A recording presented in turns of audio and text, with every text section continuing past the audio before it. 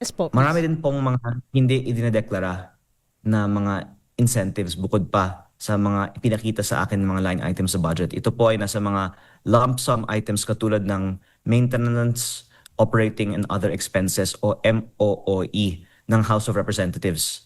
At ang isang sa tingin ko, dapat mas ma-question na bagay ng media na ito po ang unang beses na ibabahagi ito siguro sa kahit anong radio show kasi talagang patago itong bagay na to. Yung National Expenditure Program ng ehekutibo ay nagbigay para sa House of Representatives ng mga 17.2 billion peso budget. Tapos yung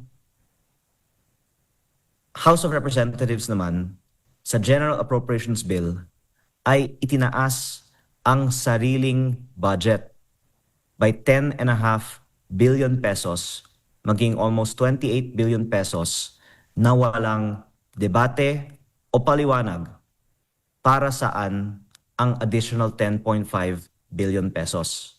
At ang majority nito, mga 7.8 billion pesos ay napupunta sa MOOE na ang malaking bahagi ay hindi nililiquidate.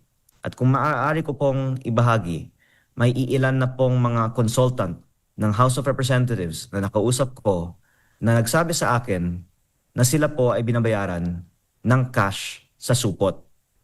Ang iba nga po, cash sa backpack. May nagbiro, baka yung iba, cash sa maleta. At ang hiling ko na lang sa House of Representatives, wag nating itago ang mga consultants na nasa MOOE. Ideklara na lang natin ang mga consultants sa MOOE para hindi kailangan patago ang pagbayad sa kanila.